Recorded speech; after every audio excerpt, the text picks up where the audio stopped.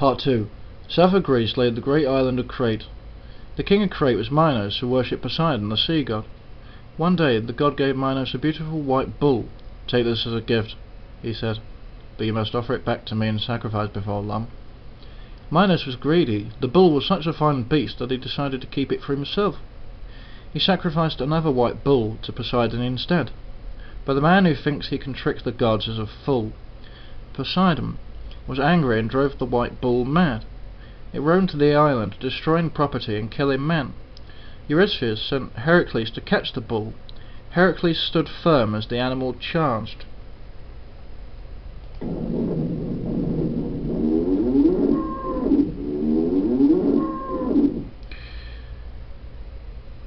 Using his gigantic strength, he twisted the horns of the bull until he brought it to the ground.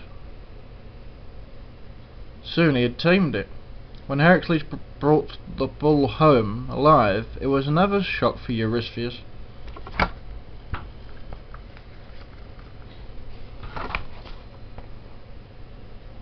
Heracles' next task took him to the other end of the Greek world, to the northern land of Thrace.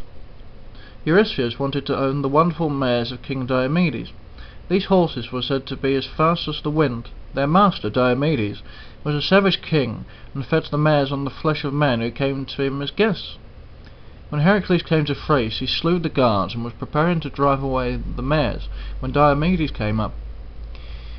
The king rushed upon Heracles and, seizing him round the waist, tried to throw the hero to the mares.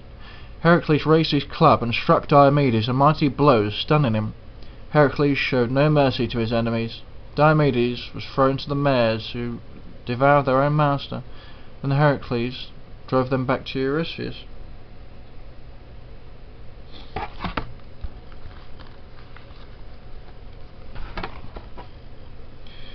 The Greeks had many stories about a strange warlike tribe called the Amazons, who were women, ruled by a queen, Hippolyte. This queen had a gold belt, a gift from the gods. Heracles was sent to get this. When Heracles reached the land of the Amazons, he approached Hippolyte and said, "I come in peace from King Eurystheus of Mycenae to ask for your golden belt." Hippolyte was pleased by Heracles' courage, and wishing to avoid war, she agreed to give up the belt. This made Hera, queen of the gods, angry. She caused a terrible battle to start. Heracles was too strong for the Amazons. Many were killed, including Hippolyte. Sadly, Heracles took the belt back to his greedy master.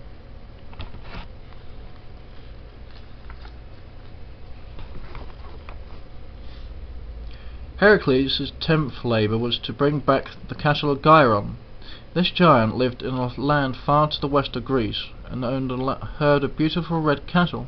Gyron had 3 bodies joined at the waist and 6 arms, and his watchdog, Ophrys, had 2 heads. When Heracles started to round up the cattle, Ophrys leapt upon him, barking and snarling furiously. Heracles flung the dog from him and struck the animal a deadly blow with his club. Hearing the noise, Gyron came rushing up. Seeing the triple-bodied monster approaching, Heracles fitted an arrow to his bow and took careful aim.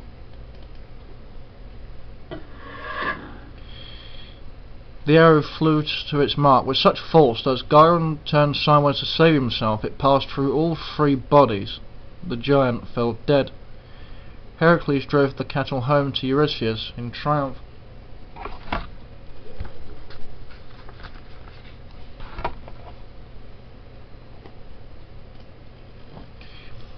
Eurystheus was angry that Heracles had succeeded again and told him to fetch the golden apples from the garden of the Hesperides at the western end of the world.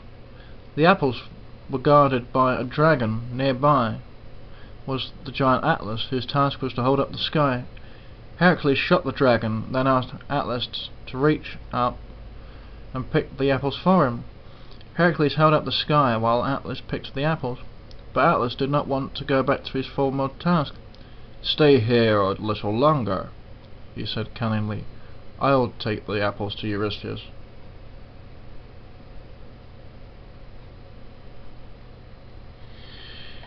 Heracles knew he would never return. "Very well," he said. but the weight of the sky is very great. Take it back for a moment while I take off my lion skin sword. Atlas took back the sky, and Heracles picked up the apples and ran off, laughing.